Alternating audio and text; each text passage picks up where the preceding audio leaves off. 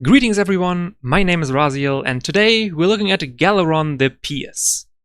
Ghallaron is one of the few warlords in Warpforge that actually has an additional passive ability alongside his regular talent. This may come as a surprise to those that mainly play HHL, as in HHL essentially every warlord has some sort of passive ability, trait or purple card alongside his active ability, if they even have one.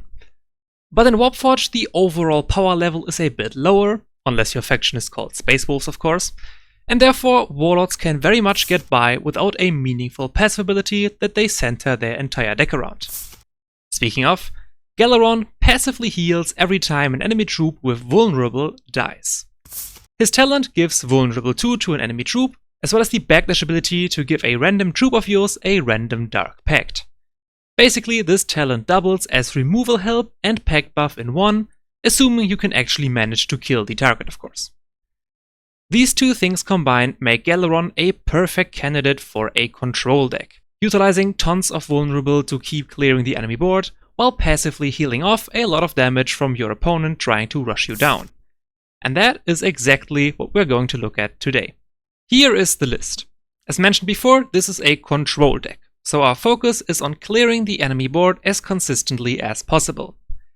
As is tradition with Ghallaron, the core card for this strategy is Idolatrous Despoilers, which for 4 energy makes your warlord automatically apply Vulnerable 1 to every enemy troop that is being put into play after you use Despoilers. It should be pretty obvious that this card is a perfect fit not just for Ghallaron but for control strategies in general. Apart from this, we are using a lot of cards that deal damage.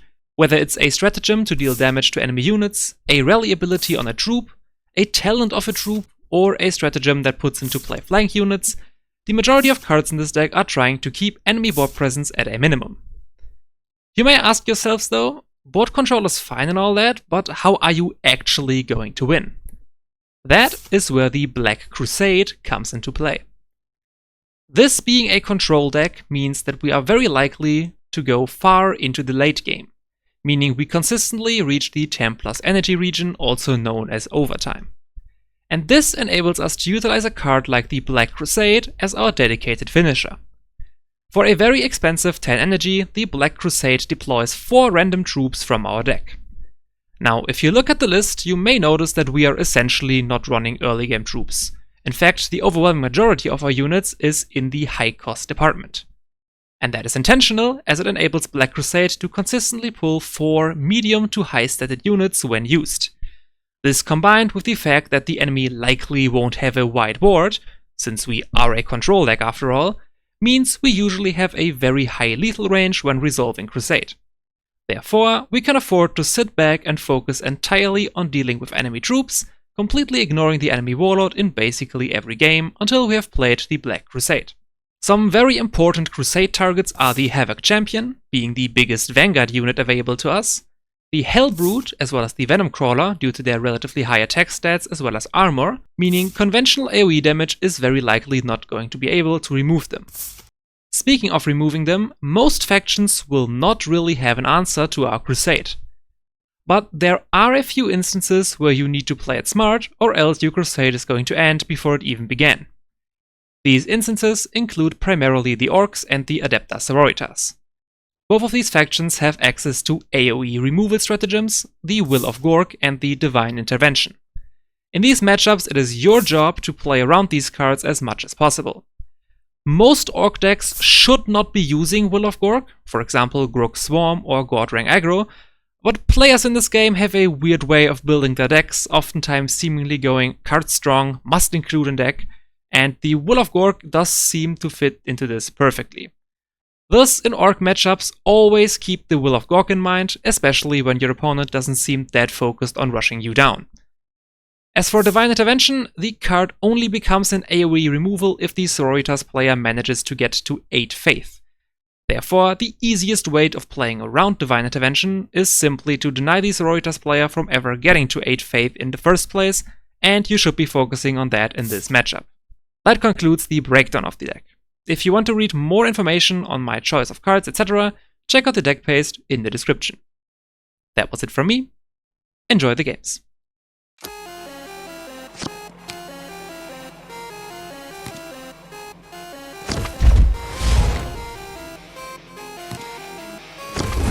Ecstasy is such sweet reward.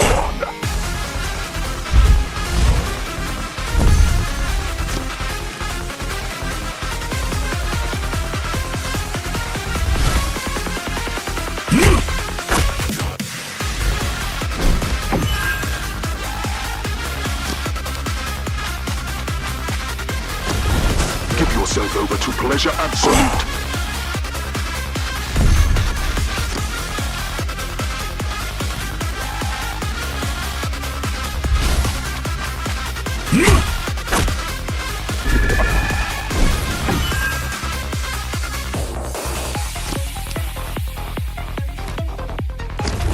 Every cartiverse, the course.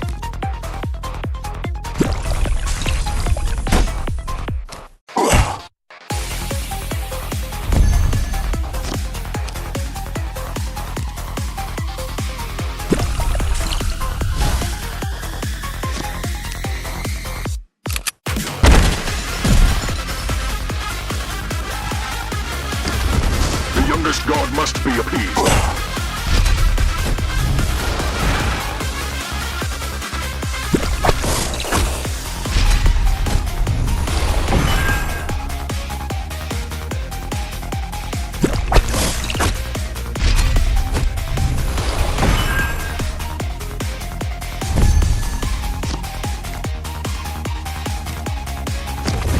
Embrace the fires of oblivion!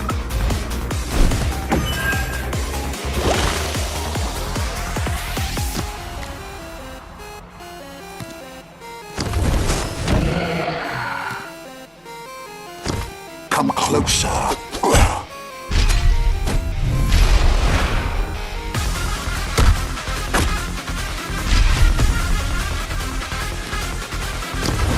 Let us compose a lavish requiem.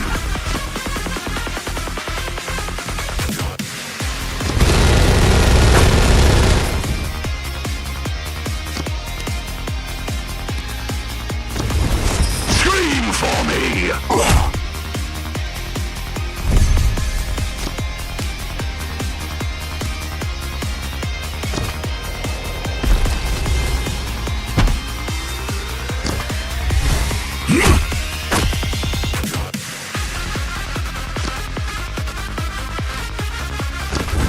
Let the flesh of our enemies sing!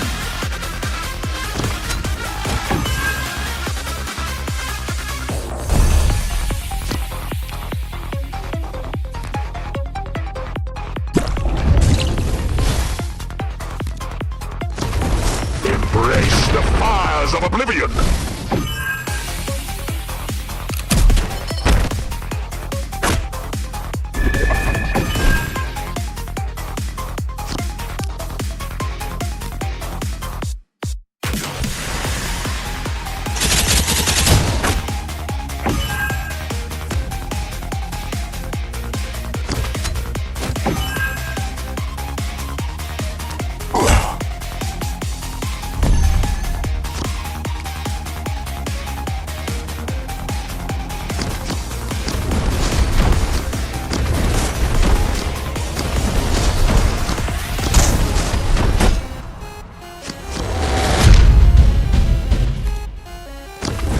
Oh, the notes I will pluck from your broken form. Give yourself over to pleasure absolute.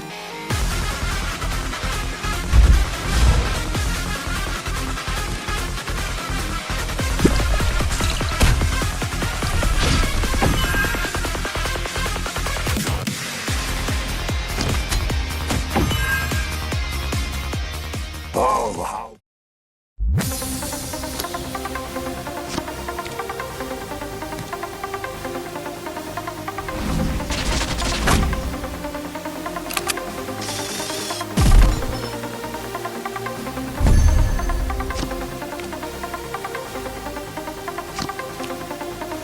For the good of Issariani, I will end this swiftly.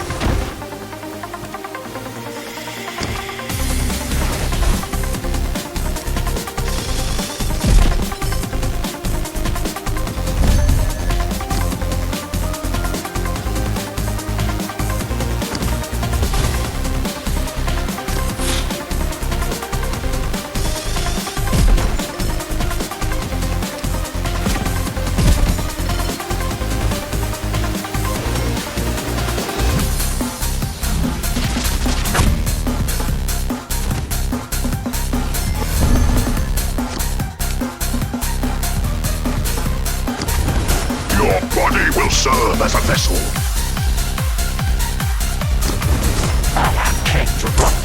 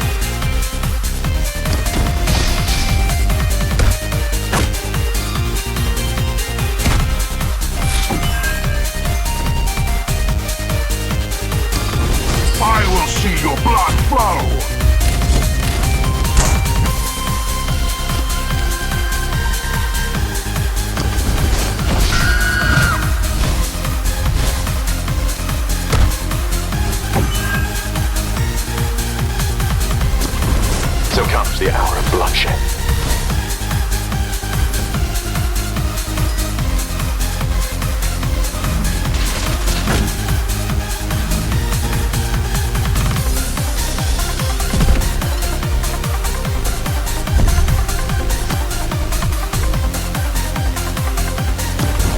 We bring annihilation.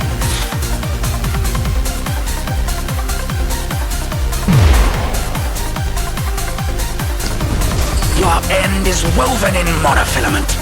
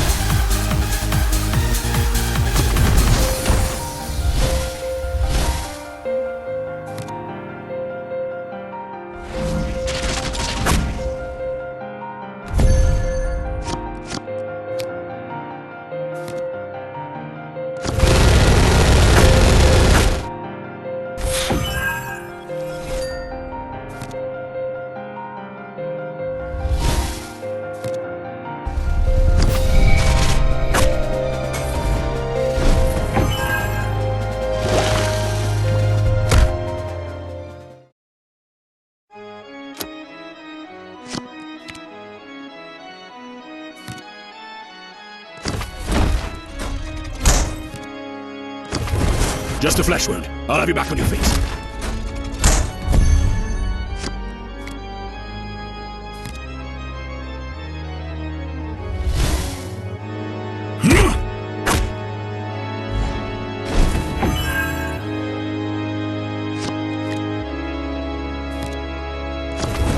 Armed and ready.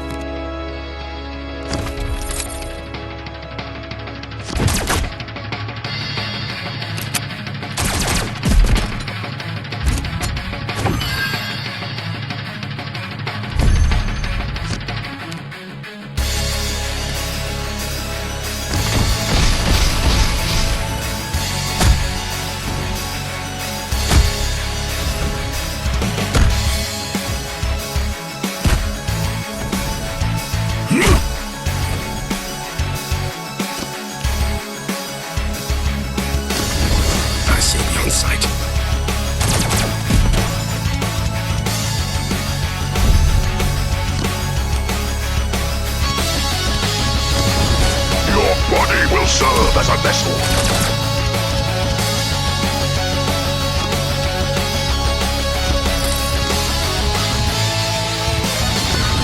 Get behind me!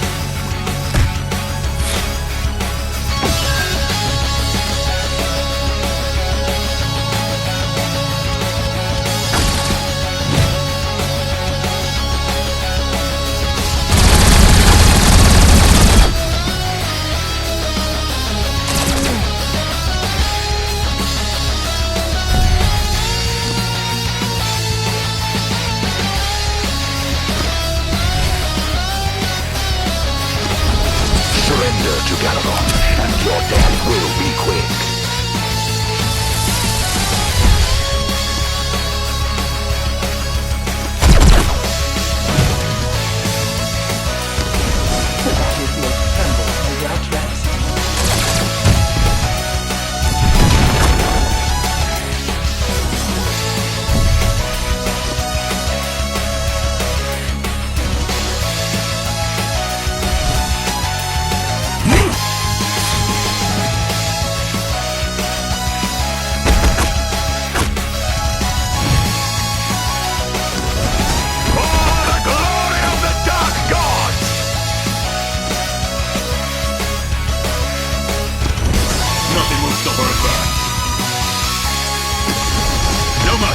Bring them down!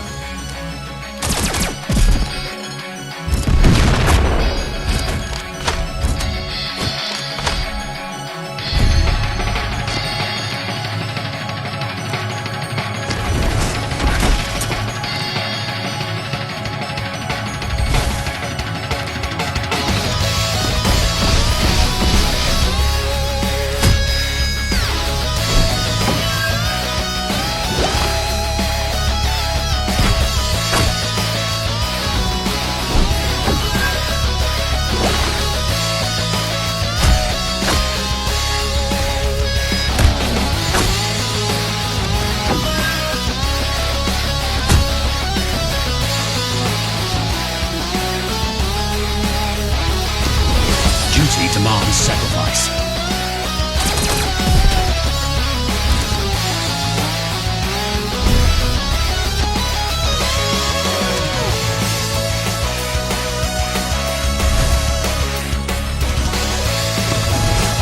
My enemy finds me!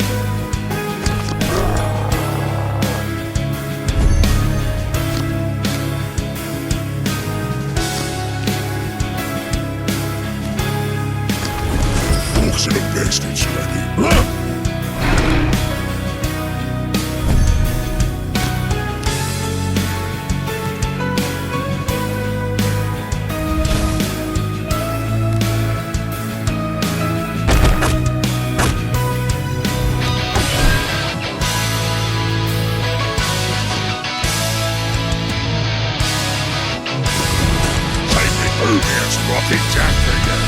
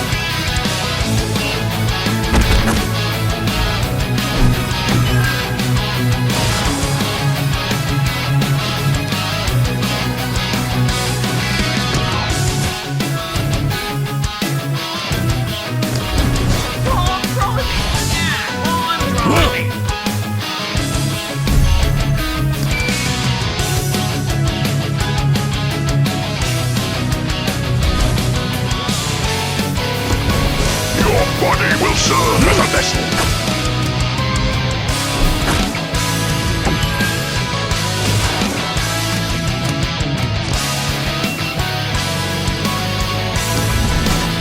You can't touch me!